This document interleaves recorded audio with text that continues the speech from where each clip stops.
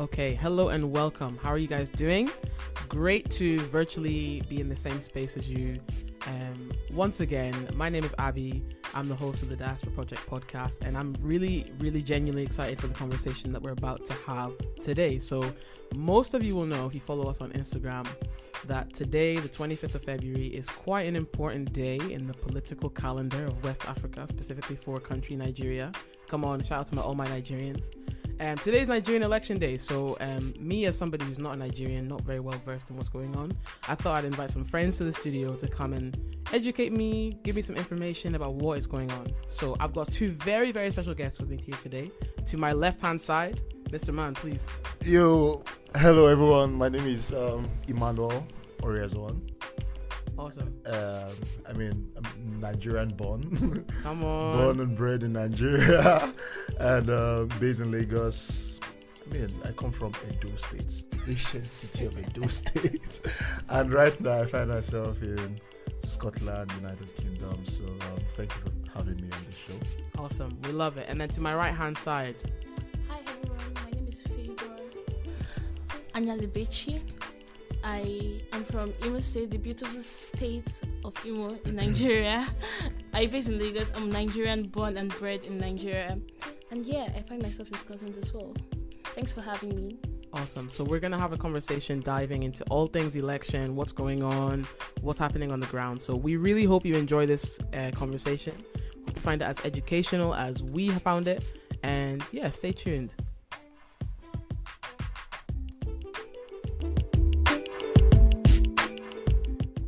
I think this is something really interesting that's happening across a lot of different African countries where young people, are really taking political reins and being like, this is our country.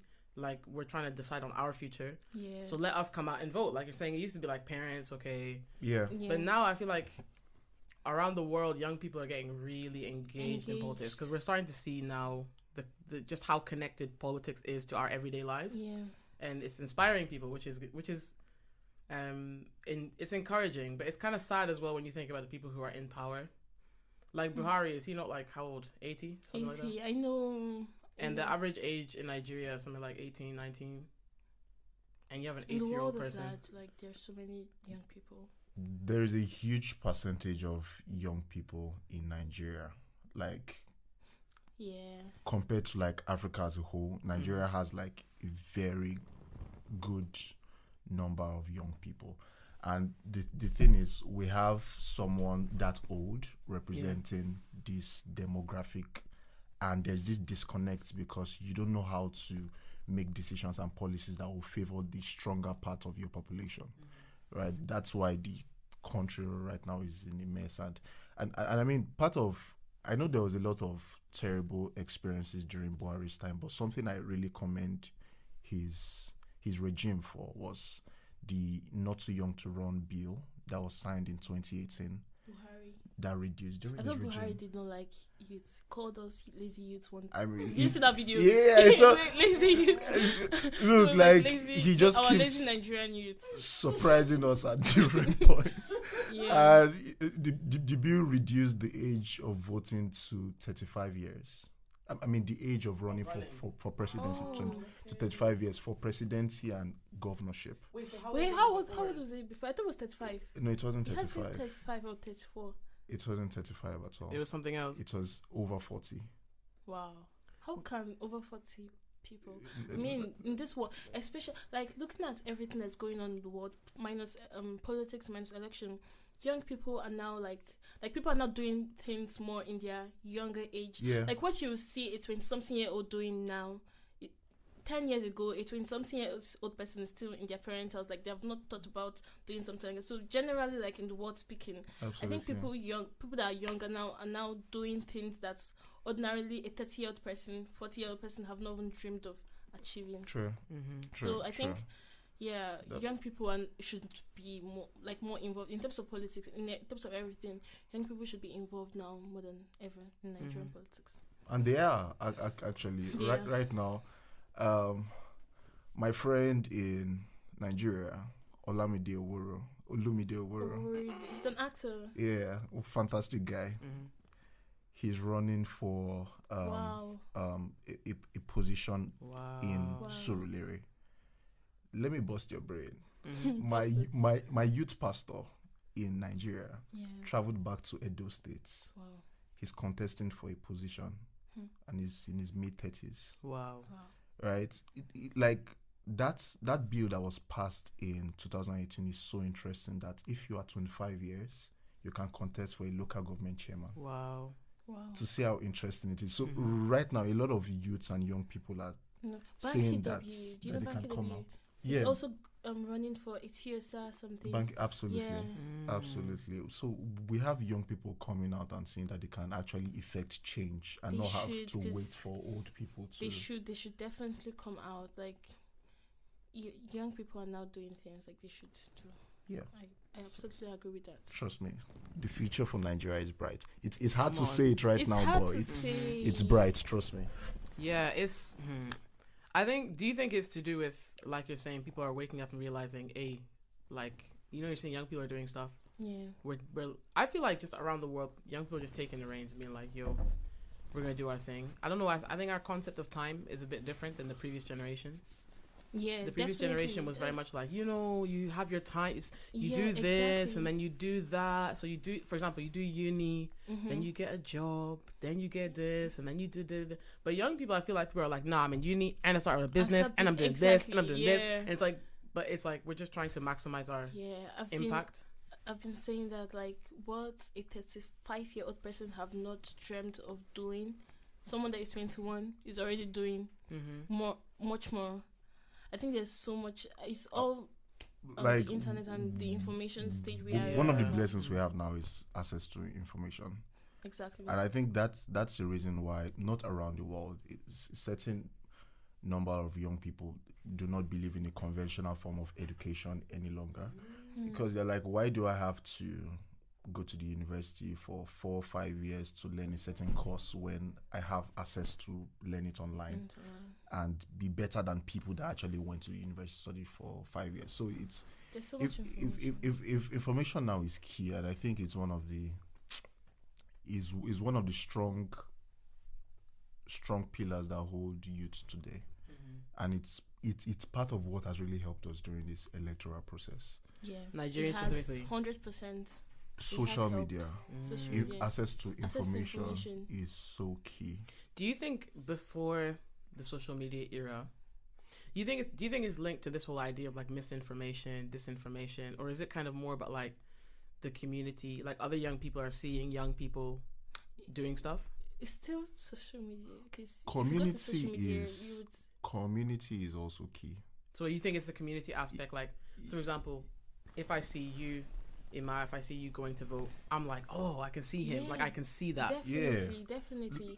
Yeah, because if you go on social media as well, you'll be like, if one person in your group is voting, there's no reason why other people in your group in the same age group should not vote as well. So they'll also be telling you. So they'll also make you feel guilty for not also influencing your other people in your circle not to vote. So if I'm voting, if I'm doing the same thing, I have that obligation to make sure that everyone else around me is voting as well. Yeah.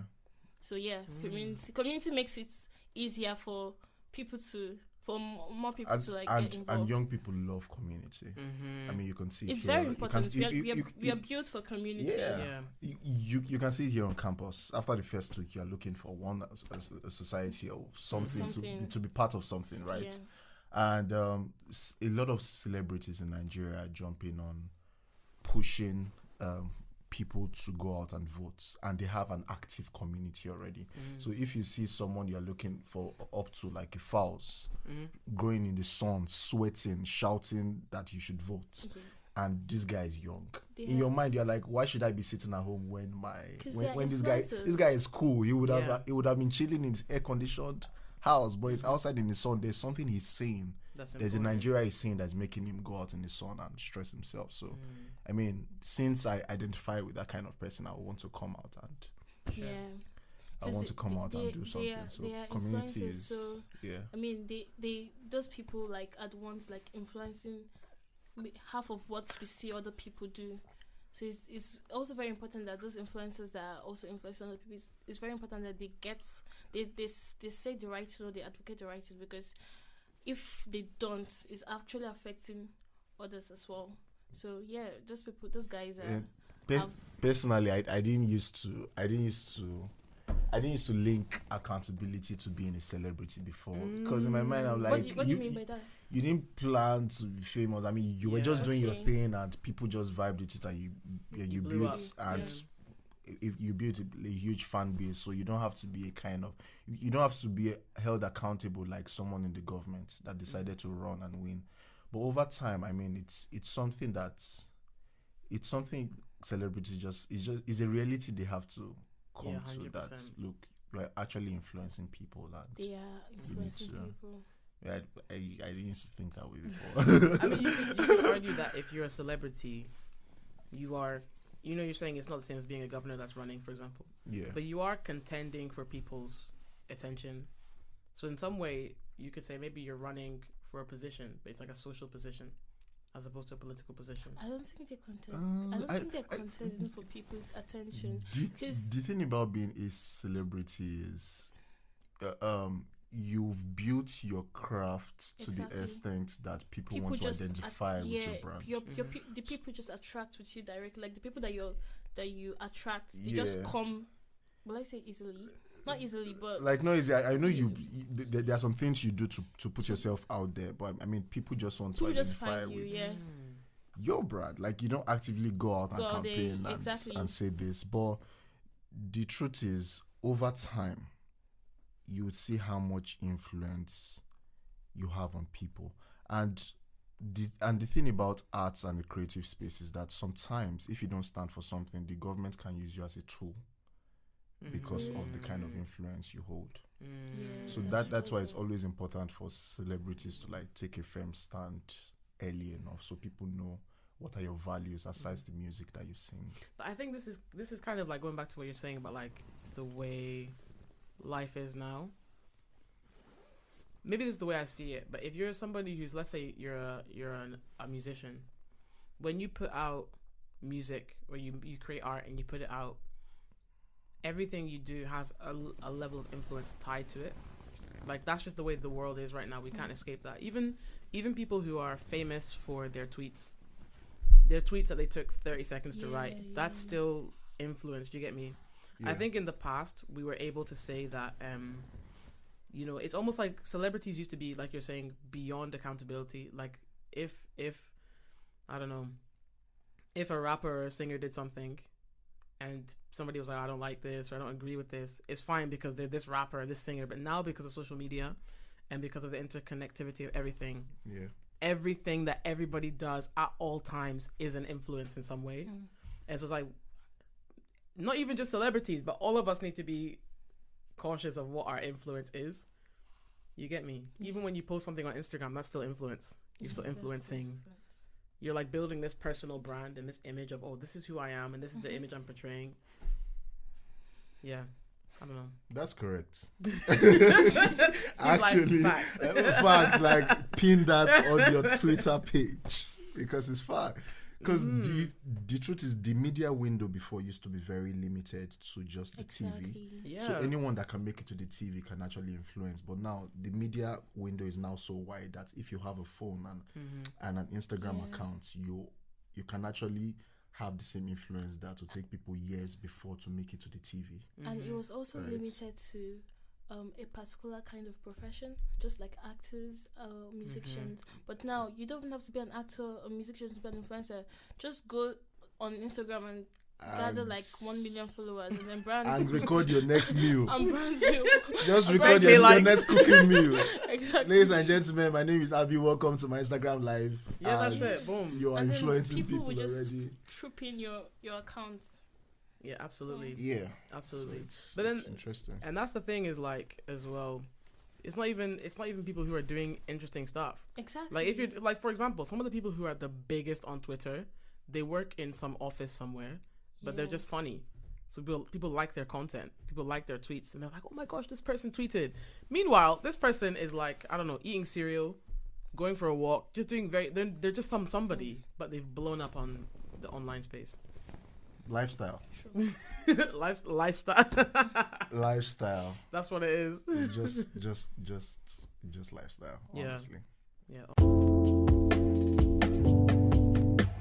Back to the election and stuff like that. So, as somebody who's not Nigerian, I'm not Nigerian. I'm not like super like well versed with exactly what's going on the ground. Yeah.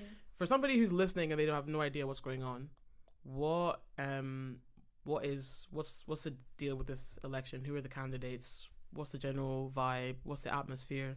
Why is this election gathering so much support or so much in social media traffic?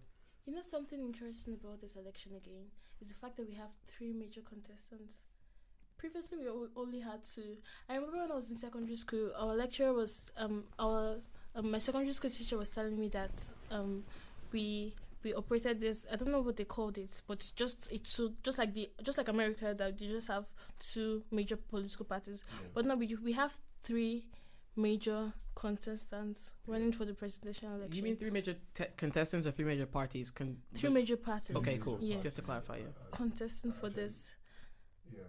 And the awareness, as well as we spoke about before, has made this like a very huge day for Nigerians, a very big day for Nigerians, like in history. Sure, I totally agree. It used to be just 2 parties, and some people used to joke that there are 2 political parties and the rest are house parties. That's what I bet the parties, but because nobody used to know who were the other candidates. We just knew that they were. So just 2 parties, so APC and PDP. The 2 major parties were APC and PDP.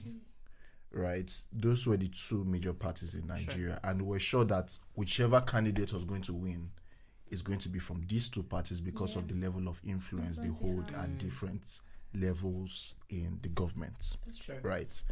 But the reason why this election is interesting is because there is a 3rd party right now that has a candidate that is giving them a run for their money. Okay. And it has never been like this ever. So the candidate for APC is Bola Ahmed Tinubu. Okay. We'll talk about him. We'll talk about him later. Okay.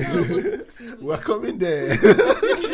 Because I've heard some things. We've heard some things, some allegation of like different ages, but we are coming there. We're coming there. So that's the candidate for APC. Candidate for PDP is Atiku Abubakar. Yeah. He has an interesting history in government. So he was the vice president to Obasanjo between, I think, from 97 or 99 to early 2000s. Okay, so he's been in like positions of... Yeah, he's been in position before. Yeah. He has a couple of businesses too, so he's quite an astute businessman. He's actually, I think he was working for, I don't know whether it's the custom, like, I don't know, I'm not sure, but I think he was a custom officer or something before. He has held, aside, I mean, the most prominent position he has held in government is vice president. So that's what most people like tag him for. And Peter Obi, the famous Peter Obi now, he was the governor of Anambra State in 2003, served for 2 terms, and from his record, he's had like, he made significant progress while he was governor.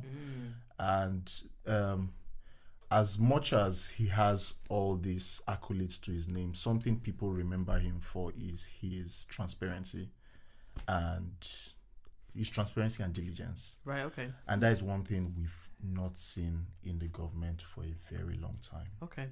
Right? It's actually a core value. Every other candidate we see, they say they have these values. Like, nobody comes out to like vouch for them. Sure. But this guy, people are coming out and saying, wow, this guy was the governor of this state. Sure. This was what he did, and he was actually very accountable to the last naira. Wow. And I think it's something that brings him out of the. But Tinubu also did really amazing well in Lagos. Tinubu made Lagos what it is today. Really? So in some way, Tinubu is actually good. Right? I mean, in terms of governance, he has. If you're trying to say people that have been tested and tried, I would say Tinubu and Peter Obi, because Tinubu. Where was Lagos before Tinubu came in? Tinubu did amazing. You know what Lagos is now? Lagos is like the commercial hub of Nigeria. Mm-hmm. This was built during Tinubu's time. So Tinubu did really amazing. In terms of people that have, in terms of his efficiency, I think Tinubu is actually very good, very, very, very good if he's elected as president. Okay, so this is the And conversation. people don't talk about it. People just don't like him because I don't know. So this is so from as an outsider, this is kind of how it seems to me. Is you're talking about these three major candidates, Yeah. but it seems like these two are the ones that are generating conversation. So Peter Obi and then Tinubu as well. So you're saying, Ima, that Obi is kind of like the breath of fresh air, kind of like almost like the maverick. People didn't really expect him, or is he? So he's kind of like the dark horse coming in on the side as a third potential candidate, or? Yeah, like nobody expected him to like pull this much traction. Cool. Nobody. I mean, even his fellow candidates that are running did not expect him to pull this much traction because they never expected how much involvement the youths are putting in today. True. Because right now, Obi is standing on the pillar of the support of Nigerian youths. Wow. So he's the one that young people are really gravitating towards. Yeah. So what is it about him that makes young people like him? He's young as well.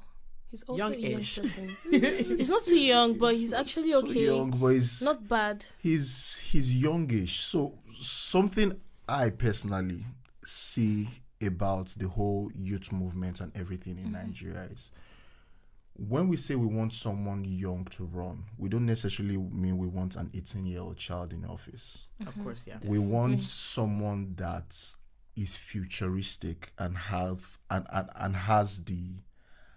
mind for the young people in Nigeria. And also experience.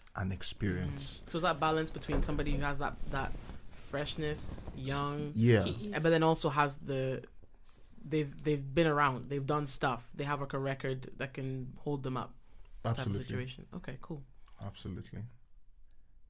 And Peter Obi is that guy. Yeah. Honestly, Peter Obi, like if sometimes I see how much young people support Peter Obi, and I can see this hope in their eyes. That's wow. Okay. This is someone that can actually make something happen. The passion is high. The way they're passionate.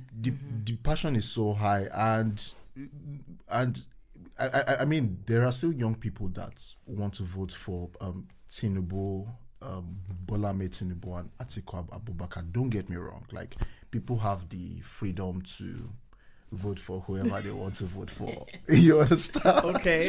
But my point is a huge, like an enormous percentage of Nigerian youths are tilting towards Obi's party. And it's telling us something, that we want something new. Like we want someone that has a new mindset, a new approach to governance in Nigeria. Because we've seen how bad governance has set us aback, like years behind our true potential. Like Nigeria has potential. They have people, they have talent, they have everything. Our problem, absolutely. One of the major governance problem in Nigeria is poor management of capacity and resources. Money just goes missing. Yeah. Yo, Did you hear about Nigeria the snake is that swallowed money? Did you hear about However many million naira or something like that. You heard about it, right? Oh my god. Nigeria is the giant of Africa, right? We have rich people, we have a very rich sector, and we have rich animals also. Like you said before, snakes swallowing money and monkeys swallowing money and all the stuff. I mean, those are the kind of accountability that we're talking about. Yeah. Right? Because when money is lost from the government's pockets, and after a couple of weeks there is nothing to say about it than bringing up stories like this, it makes the citizens look stupid.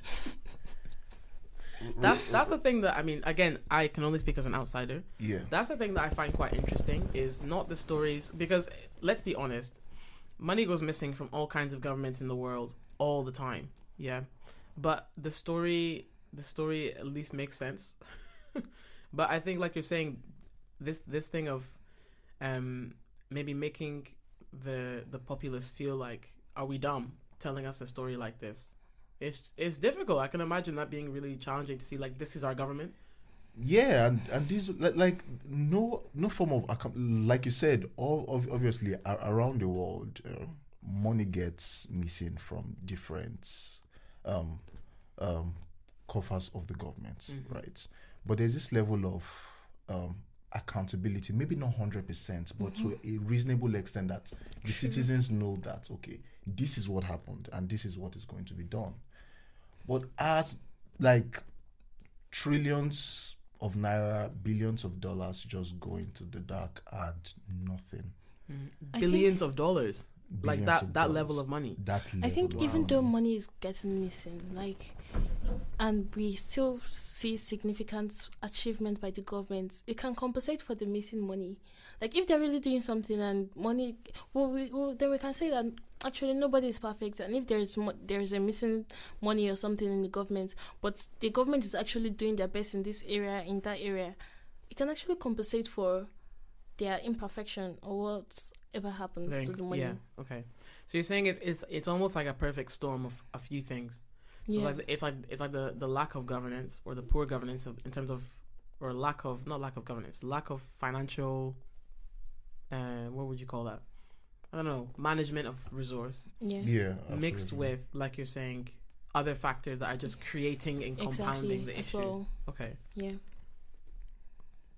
And that's why these three candidates, people are now looking at them to be like, okay, it's time to move into the future. What are you going to do with this situation? Yeah. That's the question. That's the question. that has always been the question. So we're saying Obi is like the guy that the young people are looking at. But then this other guy, Tinubu, that I've been hearing his name often. Yeah. He's being being mentioned. So I want to ask you guys, who is he? What's his history? What's the story with this guy? Tinubu was the governor of Lagos. Of Lagos State, yes. And I mean, everyone in the world knows Lagos. Lagos is one of the most prominent cities in Africa. Yeah. Now becoming in the world. In the world, actually. So he governed Lagos for 2 terms. Yeah. So, he was governor of Lagos. Amazing. And he did well in managing Lagos, in the sense that there were some significant changes. I mean, when he was governor of Lagos, I was about 6 years old. So I mean, there were. And you knew all about him then. I was still a young boy running with my school bag to school, but I knew people were always like, Tinubu did this, Tinubu did that, and all. But aside that, he is also a businessman who runs a couple of businesses in Lagos. That's also what makes him very good. Because I think someone that can manage a business properly can manage a country. That's an interesting take. The thing about, actually, I support that, but there's still a caveat to it. The thing about it, beyond being able to, because before Tinubu became the governor of Lagos, Lagos was already existing. At some point, Lagos was the capital of Nigeria. Before moving to Abuja. So Lagos was already a prominent city, right? Before he came in, that was already generating a huge amount of revenue for Nigeria by itself. Right, without any external influence. So if it's based on managing and already existing and functioning Lagos, not like Lagos was a slum and it turned into a mega city. Lagos, even dating back to when the colonial masters came to Nigeria, their base was Lagos, because Lagos is a coastal city. So most of the buildings you see in places like Marina, CMS, Lekki were already established by the British when they were in Nigeria. Most of the streets till now, Da Silva and all, are named after some of those people that came into Nigeria. So Lagos already had a structure. So I'm not saying he would have made a good manager, but I mean like bringing him to govern somewhere like Lagos then was just, what do I do with something that is already existing? It's just keep it going type of situation. Just keep it going, and according to some, allegation, plug some of my family members in to see how things could happen. An allegation. Yep. Plug some of my family members into an already booming economy to see how they could enrich themselves. So those kind of allegations stands against Tinubu today. Okay. And it's part of the reason why people are like, no, we don't want this kind of person to represent us on this scale. Aside the fact that you managed a Lagos, and Lagos was booming, became one of the most prominent metropolitan cities in the world, but your values are not what we want on this level of governance. Sure. At this point. So I think that's the thing with Tinubu. Okay, that makes sense. So he's kind of got this reputation of, he managed, like you're saying, managed Lagos well, but this thing of nepotism and putting your family, that thing is, like we say, that thing is unfortunately quite common. You put your family members in specific positions to set everyone up nicely, and that's the thing that's kind of following him. And not just that, I think APC have stayed enough. Like we've as a party. They have promised, and I don't know what they did, but they've promised a lot. Like, but we need fresh air. We need someone else. I think APC have stayed. For me, if there's any reason why I would not vote Tinubu, is because we just need a new perspective, a new hand, a new place. Even just, if not APC, not PDP, just a new party itself. Let's see what they can do to Nigeria. They can do for Nigeria. Okay, cool. You mentioned this thing of values, and maybe this is the thing that's maybe working against Tinubu, is this thing of, maybe you did do a good job in your businesses and managerial, but your values are kind of, a bit, not what we would want on, like you're saying, on that scale of government. How important do you think values are in terms of like running for political office? And by values, I don't mean things like, your political beliefs and what you want to do, but like personal values, personal integrity in positions of government. I think it's very key. It's very important. I think it's very key on any scale of governance, from being a student union government to being the president of Nigeria. It's super key because your values, there's a saying that goes by, your beliefs form your values form your actions.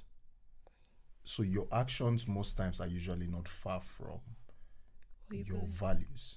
So you don't have to say your values. Sometimes when I monitor the pattern of action you perform, I can reverse engineer it to the kind of to the kind of values you uphold. So you don't have to come with a mic and shout and scream your values to 200 million Nigerians. We observe, we see the way you move, we see what you do, and we know that, okay, this cannot be tagged to your values. So values is actually very important because we can use it to predict some actions and understand that if we put you in this kind of space, we can predict some of the things you can do and not do. Okay. Understand your values. So cool. Do you think, this is my follow-up question, do you think in the past or in previous generations, do you think people were more tolerant of people who were good managerially but had poor values? Does that make sense? If you have poor values, you won't be good managerially. I don't know if I agree with that. I think some people are very, very good. Let's say business people. Yeah. But for example, they just lack personal integrity. They lack respect for others. I wonder if maybe this generation, because this generation we're being branded as, we're the generation that what we crave is authenticity. Yeah. We don't like pretense. We don't like the fluff that comes with all this stuff. We just want people to be real. Yeah. Whereas in the past, I think maybe previous generations, authenticity wasn't as high on their scale of priorities. They were thinking more economy and building, development, that kind of thing. Yeah, so personally, I think it's a level of exposure we have right now, level of exposure on the part of the government, level of exposure on the type of governance we run in Nigeria today. It's becoming evident that we run a democratic form of government right now. Nigeria is just barely 20-something years out of the military rule. Really? So yeah, military. It feels like it was ages. We're barely 20-something years out of. Yeah, 90s, 80s, and Wow. 90s. Yeah. Yeah. It feels like it was like 18 to so. So Yeah, that's right. in our parents' time, nobody wants to know if the commander-in-chief is a kind man or he loves this or he has certain values. They just know that there's somebody there doing what he wants to do. If he favors us, fine. If he doesn't favor us, whatever happens, right? Because it was like a position of dictatorship. If you really look back at the history of military regimes, military rulers we had in Nigeria. But over the time, the transition to democracy was kind of hard because we had parents that were relating with the government with the mindset of the military regime. Like it took us a while to transition to the reality that we can actually hold these people accountable and call them out for things and condemn them based on their personal values, right? Yeah. Compared to before. So that fear is actually easing off. Yeah.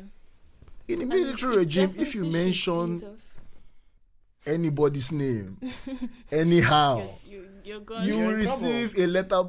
Let me not even mention something. Somebody will come and visit you the next day to say hi to you and your family, right? Mm-hmm. So, and I think that's a fear a lot of our parents still hold today by not actually coming out with the boldness of the youths today, because they are still stuck. They lived most of their youthful age and childhood in this kind of environment. So it's a kind of trauma that they experience where they're like, let these young people go and do their thing. Whatever happens. So it's a trauma response to living in that period of Nigeria. They have the scars. They saw people being punished publicly. They saw people killed. They saw noble voices shut down and power overthrown. Right. So living in that kind of space, it will be hard for them to be as expressive as the youth right now that grew up in the democratic part of Nigeria. Which makes sense. You can't fault the older generation for having, like you're saying, it's traumatic. I think for a lot of young people, the understanding of what life was like in that military period is, you understand it, but you haven't experienced that thing. Like even me, my parents, I speak to my parents about the same thing in Ghana. When they were young people, there was, stuff was happening. Do you get me? Stuff was going on, and that influences how that generation looks at the government and engages like in their politics and civic rights and all that kind of stuff. Yeah, it almost comes across like young people. I think young people across the world, we're in a really interesting position because a lot of the really, really challenging times globally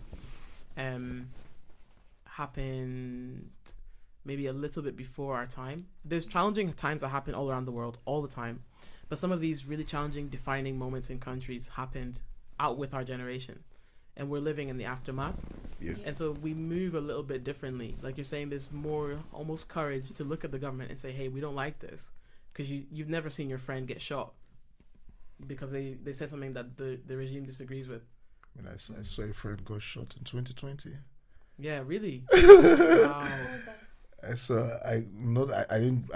wasn't there when it was shot, but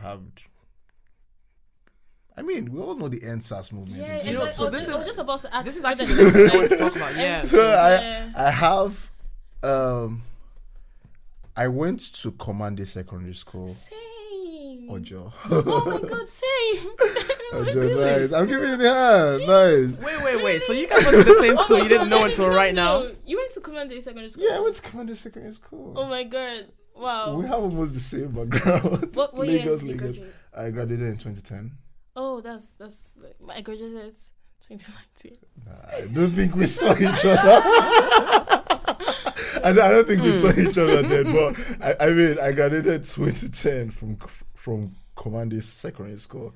I had these classmates. Were very, very, very good friend. Her name was Linda. I said was because she was killed in 2018. Wow. A day before her pass out parade, because after uni we do a national youth service called Service for the Country. It was a day before her pass out parade. She went out with her friends to have fun, and a trigger happy policeman. I think I heard the story. Her. Yeah, I heard Linda it. Yeah, I heard it. But they killed. Did something like that in command for her. Exactly. She was my She's classmate, the same She's class. my biology teacher's daughter. Mrs. Iguetu. Oh my God. Another one. Like you literally know my background. Yeah. Miss Iguetu taught me biology from SS1 to SS3, and Linda was an amazingly pleasant person because there was always this distance between teachers and students, but being a teacher's daughter, she always tried to bridge that gap by linking people to her mom and made the subject so easy. And also, so if it's about having someone that was killed directly due to a failed government, yes, I have someone. Yeah, I heard about that. This is, and when I say that, I didn't mean to sound flippant or dismiss people's experience. But this is an important conversation to have, considering the government in Nigeria, especially going into this election, especially on the backdrop of NSARS. So, I'm sure most people will remember what happened. Emma, you have your own personal stories, I know, from that period. Yeah, I do. Does that, that whole event, that whole period of time, of how the government responded to protest, does that scare people now, do you think, with the way elections are going and the way do you think young people are afraid maybe to voice their thoughts, their feelings, with the backdrop of some of the events that happened in the past? No, I don't think so. After what happened in NSAS, I don't think these young people are scared anymore to voice out their opinions. And there's so much awareness now. Like, no one is, I don't think, and I think young people now have, like, it's not just one person, it's everybody. So everyone is in this together. Yeah. So they're not scared at all, because they know that they have people that are they have other young people as well that are supporting them in whatever thing. So I don't think so at all. Sure.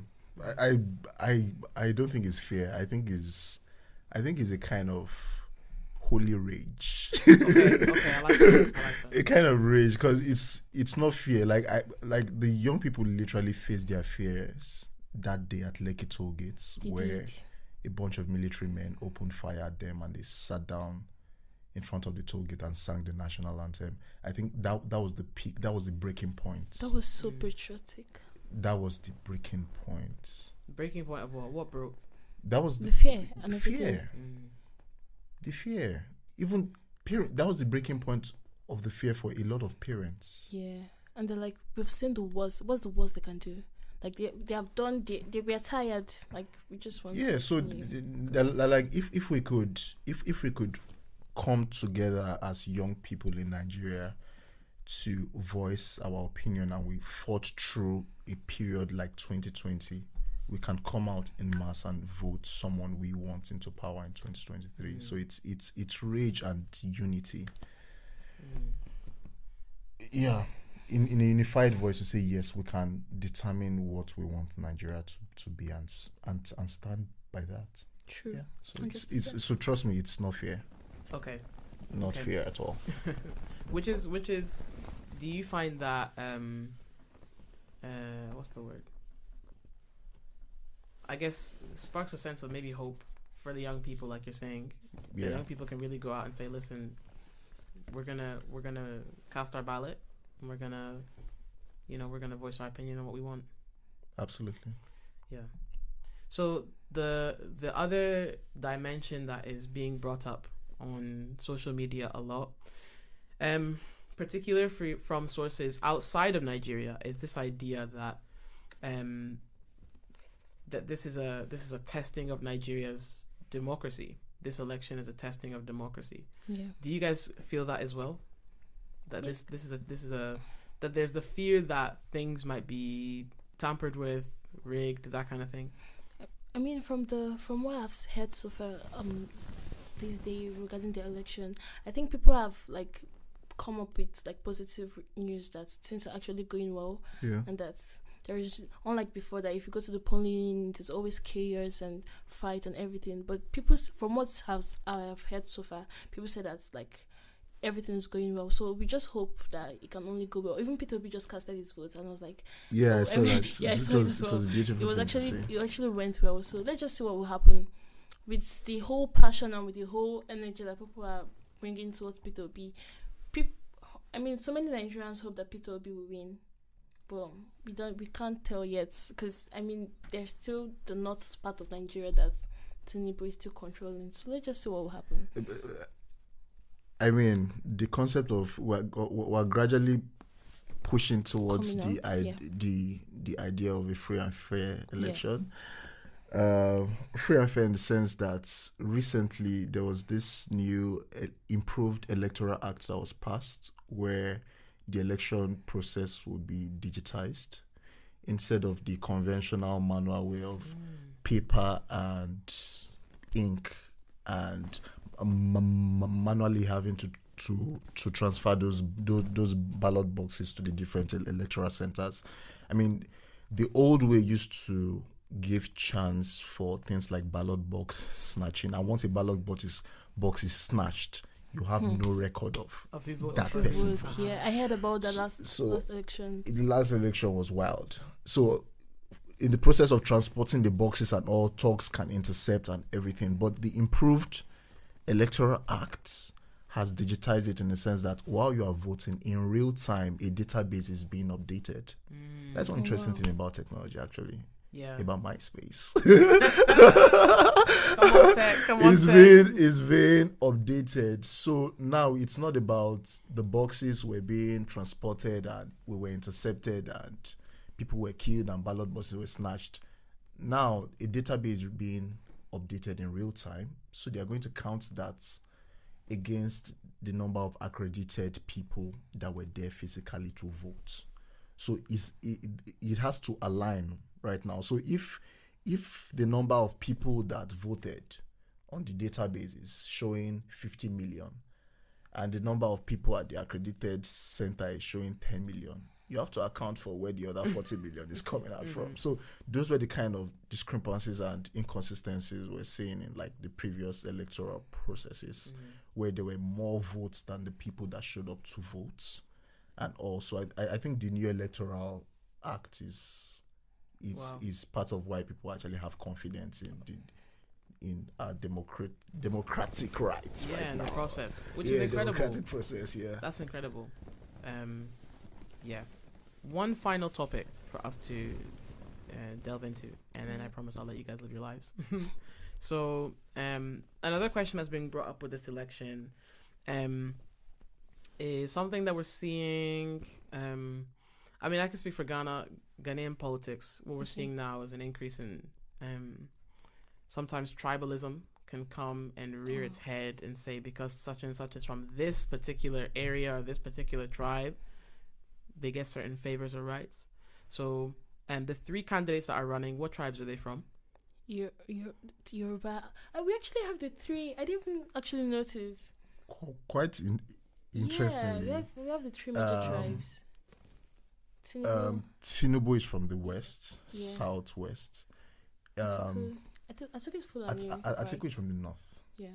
Then Peter Obi is from the east. So we actually have like a spread of the candidates. Yeah, that's interesting. I think it's the first time I've seen something like this. I didn't actually notice. Like this, just now you asked a question, it just occurred to me that we actually have the three.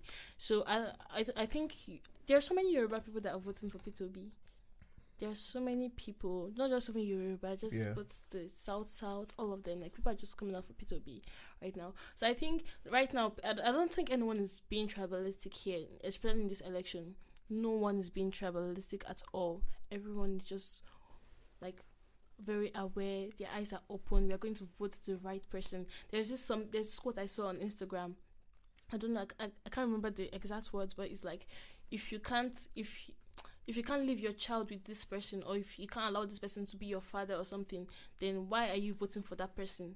That means, like, so if you can't trust this person with something, your life, or if you can't trust this person in any way, then why are you voting for this person? So that's what people are thinking. So even though he's a Yoruba man or he's an Hausa person, if I can't give this person my money, if I can't keep my child safe in his hands, why am I voting for this person? So I don't think anyone is being tribalistic here. Everyone is just being aware and voting for the right person or whom they're going to choose. Personally, I would not like. I'm not a very big fan of advocating and telling somebody that, oh, because this person is Igbo, or you should vote for this person.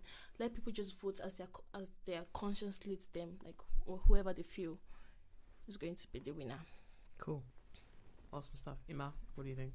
Yeah, I totally support what she says.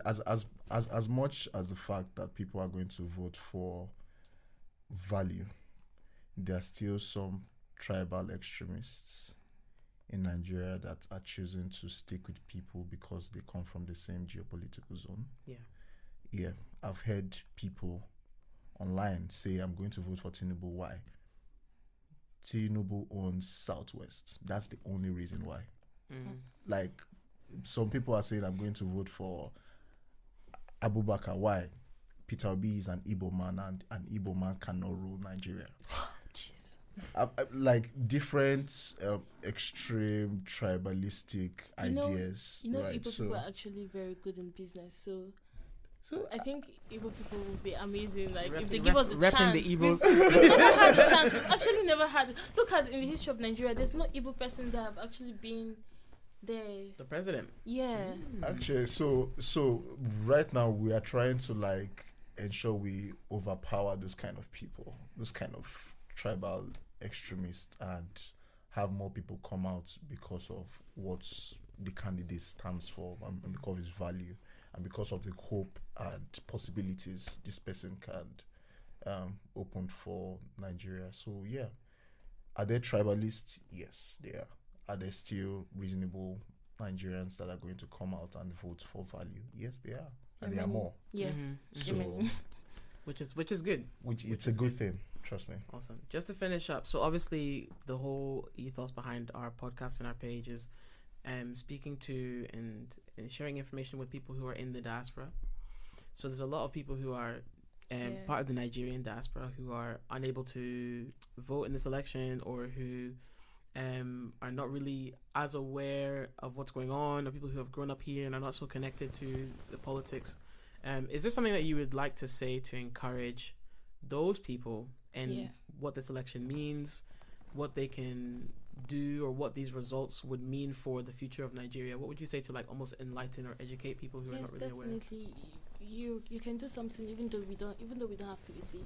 Like me, I've been calling my friends, I've been calling my parents, I've been calling everyone to ensure that everyone is safe and everyone is exercising their right to vote. So even though you're outside the country, you're not in the country, you can just encourage people, pray for the country, and just encourage others that are in Nigeria to cast out their votes.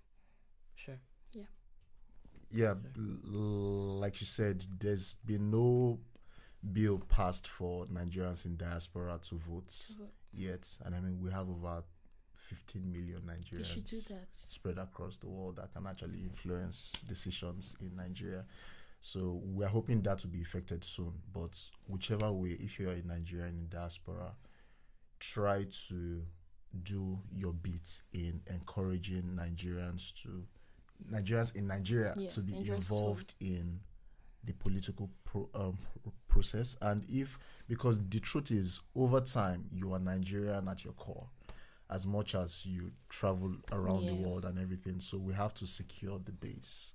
We have to always remember the motherland and try our best to invest in whichever form we can in making Nigeria better. So yeah, thank you. Absolutely. That's amazing. Thank you guys so much for spending your afternoon with me, educating me and answering my questions. I appreciate it. And yeah, if you're listening and you want to find out more, there are so many ways that you can explore this topic, different ways that you can, different sources of information. We'll link some in the show notes below so you can have a look and read around what's going on. But yeah, thank you guys for listening, and we'll catch you on the next installment. Bye.